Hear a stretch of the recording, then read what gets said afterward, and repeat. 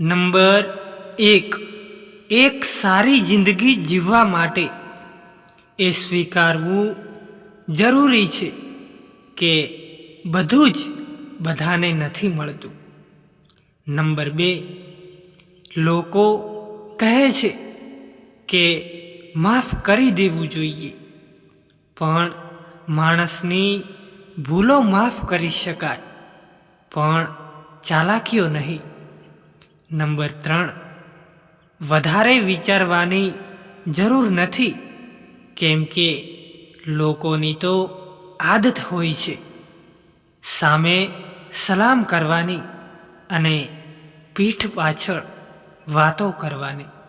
Number 4, આખી ઉંમર કોઈ જીવવાનું કારણ નથી પૂછતું અને મોતના દિવસે બધાને પૂછે છે કે કેવી રીતે મરી ગયો. નંબર 5, ખાલી પૈસા હોવાથી માણસ ધનવાન નથી બનતો. સાચો ધનવાન તો એ હોય છે જેની પાસે સારા વિચાર અને સારો વ્યવહાર હોય છે. નંબર 6, કોઈ પણ માણસની સહન શક્તિ એક ખેંચેલા રબર જેવી હોય છે.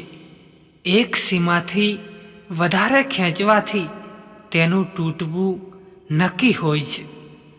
નંબર 7, નાદાન માણસ જ જીવનનો સાચો આનંદ લેતા હોય છે, બાકી હોશિયાર માણસ તો હંમેશા મૂંઝવણમાં જ રહે છે. નંબર 8, જીવનમાં ખુશ રહીને જીવો, કેમ કે રોજ સાંજે એકલો સૂરજ નથી આથમતો. તમારી અણમોલ જિંદગી પણ ઘટી રહી છે. નંબર 9, એ જગ્યાએ હંમેશા ચૂપ રહેજો મિત્રો જ્યાં બે કોડીના લોકો પોતાની હેસિયતના ગુણ ગાતા હોય. નંબર 10, આ જિંદગી પણ રેલવે સ્ટેશન જેવી થઈ ગઈ છે મિત્રો, જ્યાં ભીડ તો ઘણી બધી હોય છે પણ પોતાના કોઈ નથી, જે તમારી સાચી વાતોનો પણ ખોટો મતલબ કાઢે. એમની સામે સાચા બનવામાં પોતાનો સમય ક્યારેય પણ બરબાદ ના કરો.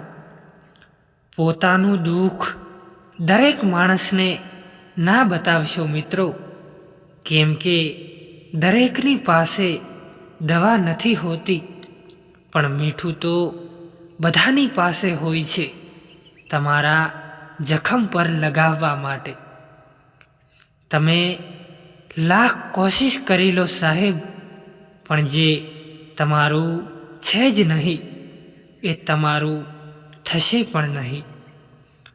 અમુક વાર એવું થાય છે કે સાથે રહેતા લોકોથી એટલી ખુશી નથી મળતી જેટલી દૂર રહેતા લોકોથી મળે છે.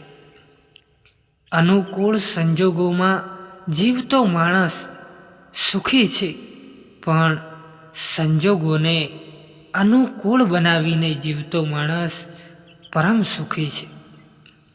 સ્વર્ગ મેળવવા માટે મરવાની જરૂર નથી, એકબીજાને મદદ કરવાની ભાવના હોય તો આ ધરતી પર જ સ્વર્ગ છે. દુનિયામાં ખાલી 2 વસ્તુ જ મફતમાં મળે છે, એક સલાહ અને બીજું ટેન્શન. વિચારોમાં ફરક હોય છે હો વહાલા, બાકી તકલીફ આપણને કમજોર નહીં મજબૂત બનાવવા આવે છે. જ્યારે પણ કોઈ માણસ બહુ દુઃખી હોય ને સાહેબ, ત્યારે શબ્દો જીભથી નહીં પણ દિલથી નીકળતા હોય છે. તો મિત્રો, આ વિડીયો તમને પસંદ આવ્યો હોય તો આ ચેનલને સબસ્ક્રાઈબ કરવાનું ના ભૂલશો અને શેર કરવાનું તો બિલકુલ ના ભૂલશો.